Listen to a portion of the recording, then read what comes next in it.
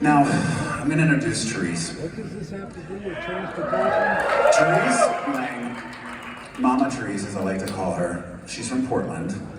She's provided counsel and advice to clients with strategic communications with public relations campaigns, primarily focused on public infrastructure projects for over 15 years.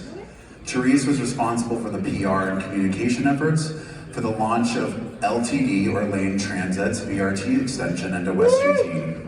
Her presentation will focus on the importance of cultivating authentic relationships within the community. Let's welcome Therese. Hi, good evening, everybody. I'm going to, I need notes, sorry, old age. I'm going to tell you a story about a highly controversial public transit project that made me a better communicator and reminded me why I love the work I do, but also how it's important to communicate projects, especially when it seems like no one's paying attention. In 2016, I joined LTD as their public information officer. I was responsible for their media relations and communications, but I was also tasked with creating a communication plan for the launch of the largest public works project in Eugene in 10 years, which was the BRT extension into West Eugene. I was on the job for a total of 1 week when I was given this assignment, and unbeknownst to me, it was highly controversial. The opposition was well-funded and organized, and they were mostly comprised of the business community. Oops, there goes that slide. Their chief complaints were it was going to be too expensive, it was going to be inconvenient because of the construction, and oh, nobody ever uses it anyway. So, not being a shrinking violet, I love a challenge, and my philosophy is always to go right at the problem and use strong, consistent counter messaging. I created the plan for the launch with the theme of, there is something in this project for everyone, not just transit riders.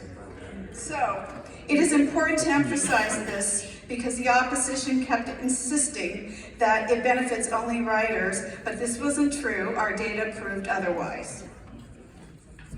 Okay, we got a lot of cards. We did a variety of tactics, messaging, events, media relations, and we tailored everything to specific audiences such as art lovers, environmental people, bicyclists, elderly people who took public transit. And we held events such as the Amazon Bike Pedestrian Bridge event, which is coming up very shortly. My timing is a little off. Thanks, card. Anyway, this was a really important project. LTD put in this bridge over Amazon Creek, and it actually shortened the commute time for pedestrians and for bicyclists to get to West 11th Avenue, which is where all the shopping, restaurants, and businesses were. So they had direct access at that point. This slide demonstrates some of the different beautifying and landscaping benefits that we put in the project. We also had a habitat for a Fender's blue butterfly, which you'll see coming up here. We had a building that was being built, and so our planners and our construction folks changed the plans to accommodate this habitat to protect this species. But we also had a beautiful fence created by a local artist that honored the blue butterfly.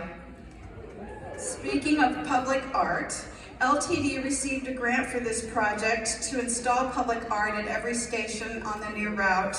They had to be incorporated into the function of the station, so we had fabricated benches, beautiful little cheerful tiles, and my favorite, poems were etched into the electrical boxes at every station.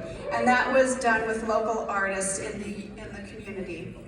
These are some slides where we took our congressman, Peter DeFazio, I'm sure a lot of you know him, great guy, on a bus tour along with a lot of other elected officials to show them all the progress that we had made.